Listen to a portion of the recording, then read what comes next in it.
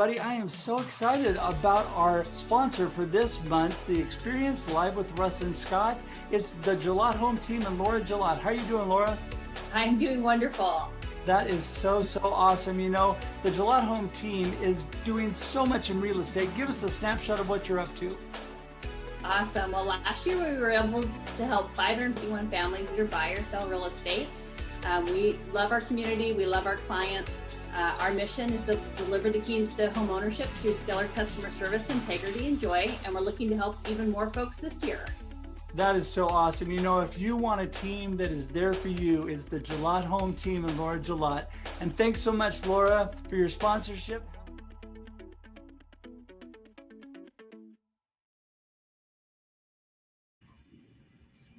And it is Wednesday morning, and this is the Experience Live with Russ and Scott.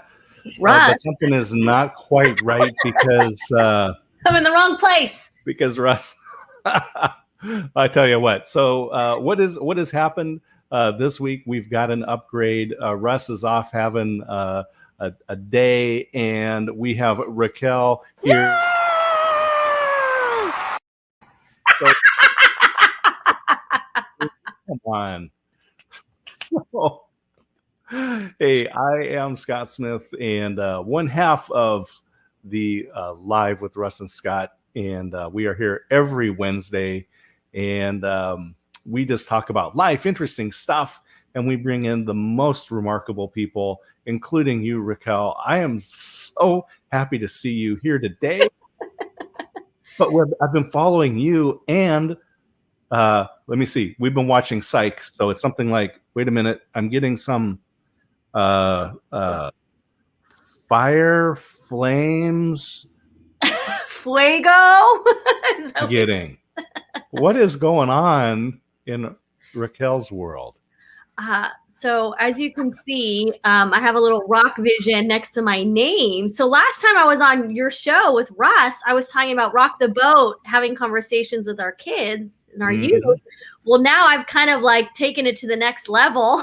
And a month ago, launched a youth social network, 17 and under, called Rock Vision. So it's a platform, a safe space for kids to go and learn. And we have Victor Villegas, who I met through the experience, and he's heading up a STEM plus arts discussion. And so I'm just hanging out with kids all day, every day. I love it. So how do people find this? What's the best way for them to? Well, with Rock Vision, you could just go to www.rockvision.tv. I love that we have the .tv domain. Just go there. You can check out our rocktainment schedule, see all the discussions that are being had and how you can be involved. And it's pretty exciting. I love it. I love it. I love that you guys met on the experience. This is it's the kind of thing that just does my heart good. And said, you know what? Whatever has happened, whatever we do with the experience, if you can bring together two people like Victor and Raquel, and they can continue to make a difference in the world in a different way, then life is good. Yeah. Life is really good. So, thank you. We've got some great guests. And first of all, let's bring Emily in because this 30 minutes goes really fast. So, Emily, welcome. Glad to see you here this morning on the experience. Thanks, Scott. Hi, Raquel. Hi, Emily. I'm excited to be here. Like I told you in a post, I've studied all weekend for this mastermind event. Hey, so Emily, here. Let's have you introduce yourself. Who are you, and what is going on in Emily's world? Who am I? So what's going on in my world? Well, basically, I used to work for the Department of the Navy. I did that for 38 years of my life until I realized I want to do something else. And so I graduated. I called my retirement ceremony a graduation in May of 2019 and launched a podcast and just started to create a life I love living. And what really motivated me to do that, I thought I was motivated, but then right after I retired, right around this time, 2 years ago, my kid's dad got sick with cancer, and he passed away in December of 2019. And that even more so drove the point home that we have got to create a life we love now, not wait for anything, not wait for circumstances to change, take it into our own hands. And so that's what I like to coach on. And I host the Onward podcast too. So that's fabulous. You know, I was as you were talking about that, I was reminded my father used to talk about people who wish their lives away. Mm. You know, oh, I wish it was 5 o'clock. I wish it was Friday. I wish I was on vacation. I wish I was retired. Yeah. I never even thought about it that way. You know, I remember I was at a networking event. I was sitting at this table with a bunch of people, and there was a college student there, and she was in her senior year and getting ready to graduate and go into a nursing program. And it was a beautiful day, spring day in May. And we're, you know, here we are with this table with these great folks. But she was saying, I can't wait until I graduate. Mm. And I remember my response back was, isn't today enough? Isn't today good enough? Yeah. And Raquel, what do you think on these things? You know? No, I agree. Like, especially with our youth, you know, I kind of remind them, like, hey, I know so many of you wish you were older, but believe me, when you're older, you're going to wish you were younger. But oddly enough, yesterday we were in a room with 2 kids that both of them, they actually don't want it to move fast. So they like that the fact that their days are slow, you know, like they're appreciating and they're being present in the moment. And I love that because you just assume kids want to get older. So yeah, no, I agree that, because one day you're going to look back and be like, man, I wish I would have really appreciated that moment and took it in. Yeah, for sure. I know they're look, Russ just can't get away. No. I know. Oh wait, Russ. We're glad to have Checking in on you, Raquel, to make sure. I gotta make sure that Raquel doesn't like ruin this show. Right. So little faith. Oh, and I get some Russ love there too. So life is good. Oh my So God. what kind of Emily, what kind of programs are you doing? How are you helping people? Well, through my coaching, I help people, you know, take them on a journey of really becoming more self-aware, creating a life that they really love, looking at noticing the patterns in their lives and figuring out how to stop them and make some changes in their life. I think a lot of times we say we can think of something we'd like in our lives. You know, we need to notice our discontent or where we're not happy or where we're longing for something else. And sometimes that comes to us and then we think, well, yeah, but I can't have that because, you know, and how do we change that? And how do we, you know, really go for creating a life that we love living, really go for our dreams.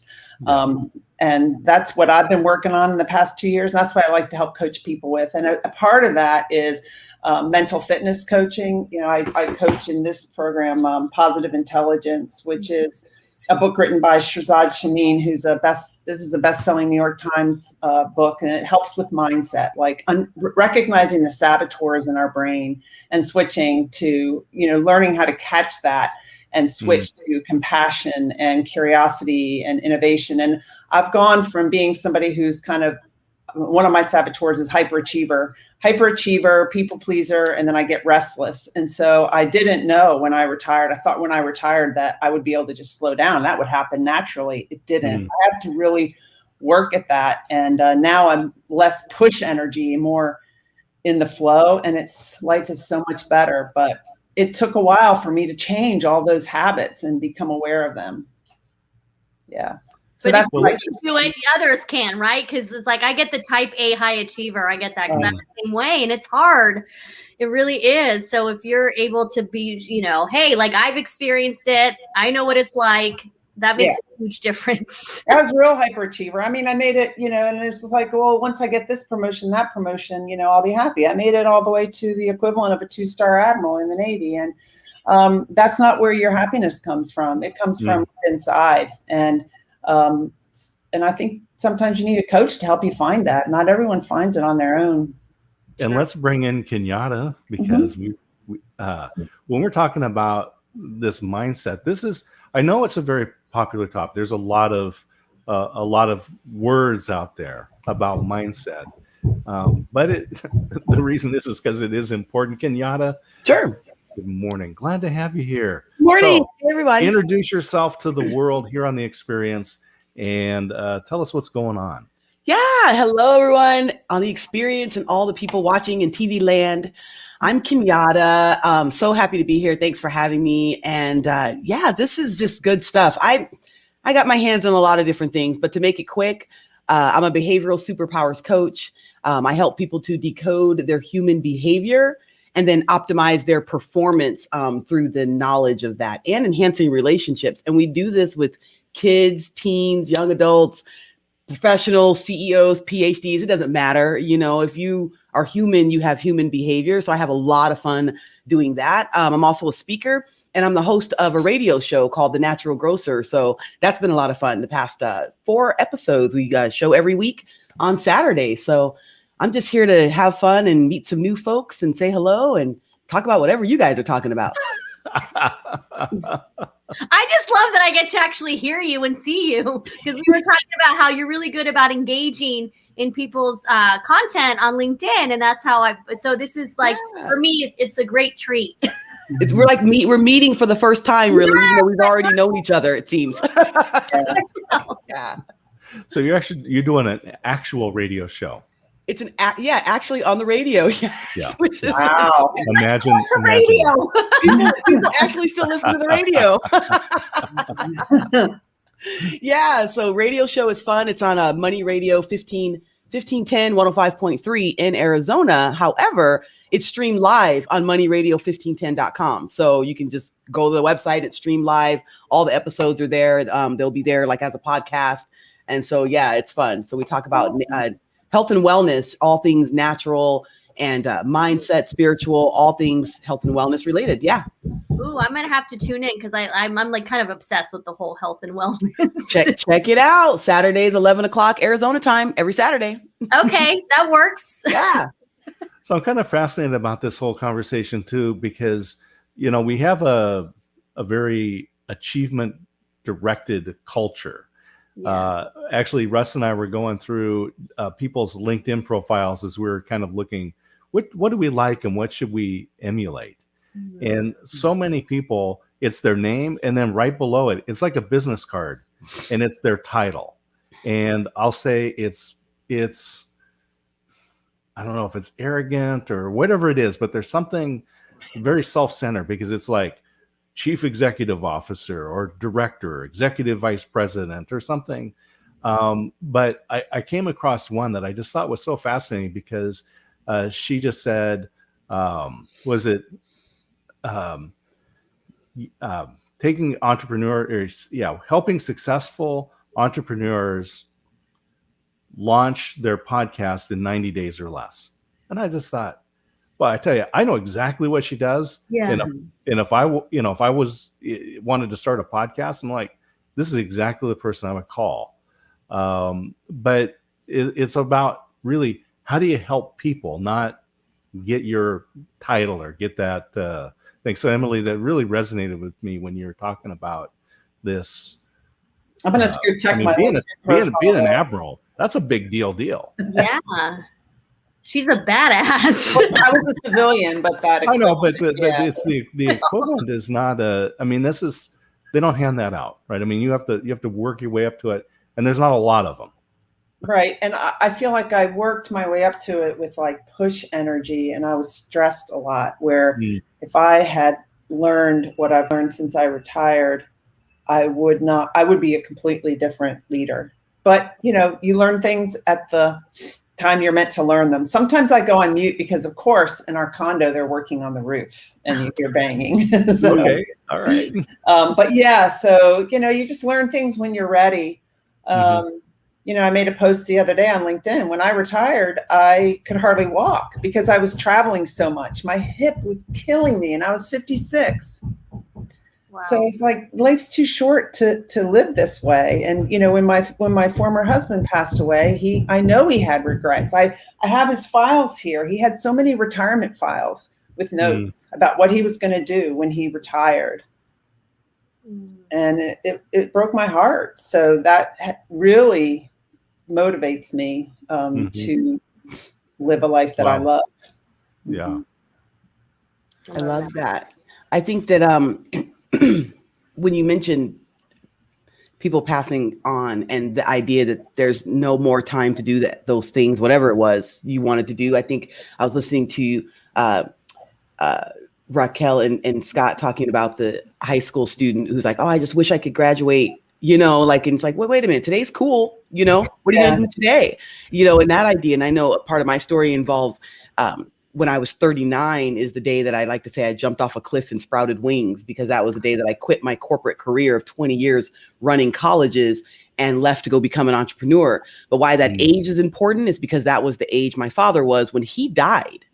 And I used to think that 39 was old when I was 16 when he died, right? I didn't think I'd actually live that long. It seemed so old. But here I was about to turn 39, feeling like a kid, going, wait a minute, he didn't have an opportunity. That's it. Wrap. And here I am at 39 going, well, if I live longer than that, what am I going to do? So I made a decision really that every single month, day, year after 39, I would honor him by not squandering my extra time that I've gotten. And I would live my life to whatever that looked like. I was going to go and find out, and I was going to help others to do the same. And so I left my career, and that was 7 years ago, where I was like, I'm not doing that anymore, even though I loved it. But then when I realized that there was more for me, I needed to figure out what that was. And I didn't want to waste anything else, because here I was at 39, because I don't know what he would have done, because he didn't get a chance. But then I could turn those questions on myself, and that changed everything for me. So that was literally the catalyst to create. That's all. We have that in common. Yeah. It's like, my minimum retirement age was 56. And that's about when I started to, 55 is when I started to realize this stuff. And people ask, why did you retire at such a young age? And people think that retirement means, just sitting on the couch and flipping the channel. I'm like, that's why I called it a graduation. But, I just saw so many things that he wasn't able to do. And so that's why I said in the beginning, you got to look at your longings and discontents and notice them, and ask yourself, what would I love? And that's the only question. It's not how do I do it? It's what would I love? And then let's work together. You can do it. You tell yourself you can't because of this, this, and this. But what if you could? What would you do if you could? Yeah. What if we did all that we were capable of? I think Thomas Edison said we would astound ourselves if we did all that we're capable of. And then sometimes it's, much later in life. I mean, I'm learning, I'm going to be 46 in a couple months, and I'm just now finding my purpose and realizing what it is that I'm meant to do. Yeah. And some people could look at 45, 46 and be like, okay, we're just getting started. I'm 46 right now. Just getting started. I think it was. I feel healthy. I have even my mom's like, how many coffees? It's like, did you have this morning? Because your energy. And I'm like, Mom, that's my energy. I have that. And she's like, oh my gosh. She's just like, what is happening? But for me, it's like, if you're doing something that you love and you're passionate about every day, it's like, you can't help but be energized and have this awesome outlook on life. And for me, I'm, better late than never. Yeah. And we should all, I'm interviewing a guy named Rob Barnett on next Wednesday night at 7:30. And he has a book that just came out yesterday called Next Job, Best Job. But he talks, that interview is going to be how to create a living. Part of it is how to create a living based on your passion. We're not meant to just get up and trudge to work and trudge home. And, we can make a living doing what we really love. There's ways to do that. Yeah. Yeah. And that's what you're doing, Raquel. And that's why you like to get up every day. You're so excited. That's why you have that energy. Yeah. But for me, it's also really important to share that there was a point in my life when I was younger, in my teens and college, that I felt like I didn't want to live anymore. I mean, I actually attempted to take my life while I was at UCLA. So I try to remind people hey, I've also been in the worst, darkest place where I didn't want to live. And now look at me, I'm on the other side. And I'm so grateful that I get to wake up and breathe and experience life. So it's also kind of a reminder for people, when you're in those dark places, there's hope. Life isn't over. There's hope for sure, and life doesn't just end there. So that's another reminder for myself as well, is remember, Raquel, where you were and where you are now. So then it makes you appreciate it even more. Yeah, no, I agree. And, my life's been hard too, with my son being an alcoholic, and, for 10 years before he finally, decided to stop drinking, and now things are better. But that was such a stressful time in my life, and being a single parent, and I had a daughter with invisible illnesses. So, It's not all, perfect, but there is hope. Yeah. Yeah. I saw a sticker one time that someone said, God will only give you what you're capable of handling. And it said, God must think I'm a real badass. Yeah. Love that. Yeah, it's so great. But it's awesome that everyone's like willing to talk about it and open up, because I think that's another thing too. The more that we share our experiences, and the more people will realize they're not alone. Because I think that's also kind of like what's happening too. Is so everyone thinks that like they've only experienced, they're the only person out of 8 billion people in this world that have had that experience, and it's like, no, there's going to be at least one other person. Yeah. No one's ever the only thing that's ever done anything ever. Exactly. Right. Or experienced, anything. We have too many commonalities. We're too connected through energy and the ether for us to have these siloed experiences. No, we're all connected. So it's not, I don't even think it's possible, for anyone to be the one person who's experienced that one thing. We may have had different iterations of that thing and different responses to that thing. I think that's really what the key is what is your response to the thing? But we're all interconnected. So we share these experiences, whether we even speak about them out loud or not, we still share them, I think. Yeah. Yeah, that's the thing is, was it Chick-fil-A has a training video. You can find it on YouTube, and it's just the camera kind of pans around from the staff to the different people visiting the restaurant, and it puts a little quote around what they're going through, like the one guy whose son just shipped off to the Mideast, and this little girl's father, her mother died in childbirth and he blames her. And then there's a senior citizen lady who came every week with her husband. And it's just like and it's just saying everybody has a story. Yeah. And you just don't know. Yeah. Right. And it'd be crazy to assume that it didn't. Go ahead. I was going to say, you can't tell by looking at somebody. My podcast episode that came out this week is an interview with Captain, he was a retired Navy captain, Todd Cruder, and his wife about depression. And people will comment to me, Todd looks really great in that picture. Things must be going well. You can't tell by looking at somebody if they're depressed or not. So that's something that's a message I really want to share, because you listen to that episode, Todd goes to bed every night saying, God, please take me now. It's sad. But, we were trying to share, what it's like from a spouse's perspective, living with a military veteran with depression. And that's a message that I really want to get across, is you cannot look at somebody and tell if they're depressed. Oh no, I mean, I hit it to this day. I have sorority sisters and friends from college that when they see when I start sharing more and more, I'll get messages and they're like, I had no idea. Even my best friend Nancy, who's on LinkedIn, she and I lived together. We shared a bedroom.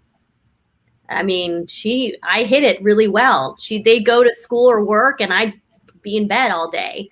And then they'd come back and I would just kind of lie and be like, oh yeah, I did this, I did that. And then, everything's great. And you just smile, you learn to smile.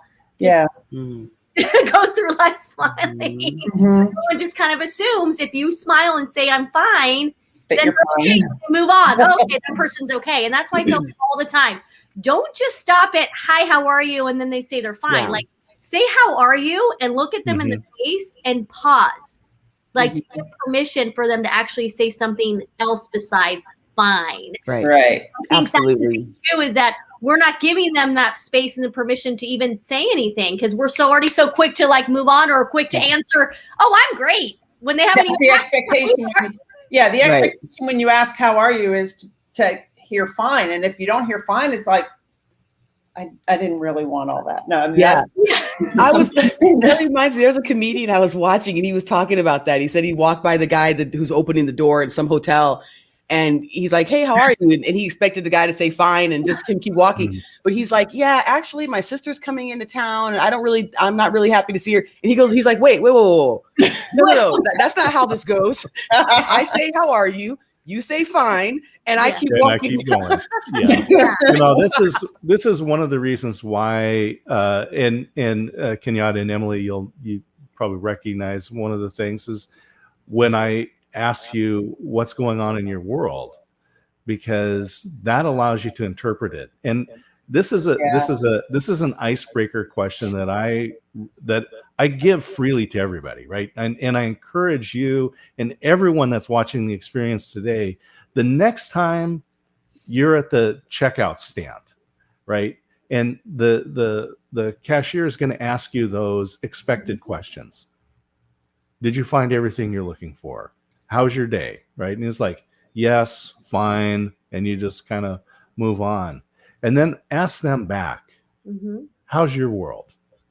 And they're always surprised. That's what makes me sad. You're going to see what's happened, because they have to interpret, is my world this checkout stand? Is it this store? Is it my place in the cosmos? What is it? And when you ask these questions, it was so funny. So we were at the drive-through coffee, and the guy handing us the coffee through the window. I asked, how's your world? Oh my gosh. He had moved to Oregon about 6 months before, he's talking his family. I mean, that's the time that we're getting the coffee out the window, right? Wow. Because it wasn't just, oh, how are you? Yeah, I'm fine. I got a job. I'm working, right? Let people interpret what they want. And because it's not threatening, they can go very deep or not, right? As is best comfortable for them. Yeah. I'm the annoying person that in line people are like, because I do ask back. I always, when people ask me, how are you? I'm always like, I'm great. How are you? And so then we start a conversation. I know people get annoyed. I try to be in a checkout. I've got a lot to do. If there's a long line, but I do try to be that person. But they're shocked. And that was like, even at a hotel one day, the cleaning service, she's like, hey, can I get you anything? I was like, no. And I was like, and I just stopped. And I was like, so how are you doing today? And she was shocked. She goes, no one's ever asked me that before. I go, wait, no one's ever asked you how you're doing? She goes, nope, no one ever bothers to talk to me. They just want me to come in and clear their room or put their and I had like a really long conversation with her, because I felt in that moment like this poor woman just gets ignored. And that's where it just breaks my heart. So yeah, I'm that person that like makes it a point to ask back and yeah. Other people might be annoyed because I'm doing it, but at the end of I'm like, I don't care. Yeah. Well, they're probably happy. It breaks the hypnotic rhythm and they don't even know that they need it broken. And it's always going to be a positive situation, even if they walk away feeling like, I wasn't ready to talk, but then they're probably happy that they did get to talk, so we just need to keep doing it. So we've reached the time in the experience where we're going to take and turn this into a practical field experience and make everyone go out and talk to somebody and ask them, how's their world, and look them in the eye and listen to them and make them feel like so I was in Houston, and it was, we were there for just a trade show thing, but we were downtown and there was a restaurant outside and it was March Madness. So it was open air. People were watching the basketball game, and there was a homeless guy kind of standing outside watching the basketball game, and we're just passing by. So we stopped and I asked him some questions. We talked about the game a little bit. I shook his hand, and as I was turning to leave, he just said, thank you for making me feel like a human being. Yeah. It's like, man, this just breaks my heart, but it takes so little to have such a big impact. Absolutely. So we're going to take this out into the field because we've come to the end of the experience. Kenyatta, how can people learn more about you, about the great work that you're doing, contact you? What's the best way? What's the best way to reach out? Well, you can catch me on all the socials, LinkedIn, Facebook, Instagram, Kenyatta Turner. My company's freedomempireconsulting.com. Well, that's not my company, that's my website, but go to my website, freedomempireconsulting.com. Oh, and do a /freebie. And you can get this checklist that I have. It's a behavioral self-awareness and personal development checklist. Ooh, I love that. So I'm the behavior girl. Behavior matters all day long, every day, all day. And just go there and get the freebie. Go to the website, hook me up on, connect with me on the socials. I love to hang out and chat. And that's easy. the social. Awesome. Glasses too, Russ. Russ, yeah, I was gonna comment on your glasses earlier. Thank you. I can't sing without them. They're awesome. That's fabulous. And good to see Chris Stone here as well. Just the fabulous Chris Stone. Hey, Emily, how do people learn more about you, about the work that you're doing? How can they get in touch? They can connect with me on LinkedIn, and then go to my website, which is just emilyharman.com, Harman. A lot of people spell it with an O, but emilyharman.com. And that's where you can find out about my Facebook group that has about 1,400 people in it. That's all about creating a life you love living. You can get access to my podcast there. You can download a roadmap that is kind of what I coach along, which is, kind of some steps on how to create a life that you love. You can go through that roadmap on your own or with a coach. But that's how they find me. So thank you all for having me on this show. Yeah. Thank you. Emily and Kenyatta, thank you for joining us on the experience today with our guest host, Raquel. Thank you for joining us today. I loaded up Kermit. I'm not gonna not use Kermit. I love Kermit. I'm a huge fan of the Muppet Show. All right. Hey, so Kenyatta, Emily, hang out in the green room, and we're going to wind this one down here. Thanks for having us. Thanks, Scott. Thanks. Oh. I was too quick on the button. Oh, my word. Do I leave? Thank you, Kenyatta. Yes. Thank you so much. Thank you, Emily. My mouse was quick. Oh, my Raquel, God. Thank you so much. Thank you. That was awesome. So much fun.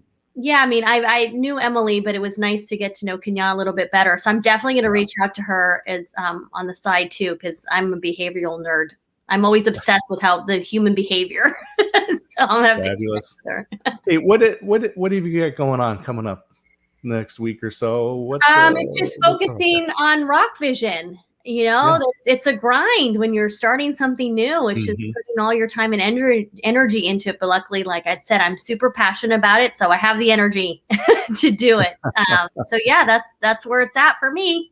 Fabulous. Well, I've got I'm doing Amazon Live, and so I'm doing live author interviews. So it just turns out that I know a lot of people who've written books, and we get to talk about it. So today, at let's see, in about an hour and a half, I'll be talking with one of the authors of Energize Your Leadership. So John Thurlbeck, he is a friend of mine over in the UK, and this book was 16 different leadership experts came together and published this book a few years back. And so we'll be 9 a.m. Pacific. John and I will be talking about his book on Amazon Live. So people can go to www.motivationallistener.live and watch it either live or in the replay. So I'm excited about that. Very cool. All right. I'll have to think about that now that you're interviewing authors, because I know a lot of people that write books too. Yeah. Well, with that, Raquel, again, thank you for joining us and filling in for Russ today, because it's just been so much fun. Yeah! All right, so when I was thinking, I get to share the screen with Raquel today, and the first thing that came to mind was Kermit. Saying, yay! It's okay. I'll be his Miss Piggy. It's all good. All right. Well, how do people get a hold of you, Raquel? What's the best way to get a hold of you? LinkedIn and Instagram, and then, go into rockvision.tv to check out Rock Vision. But yeah, that's the best. All right. Well, that is fabulous. And we are just going to close out the experience today. It has been so much fun. Everybody have a fabulous day and enjoy the experience.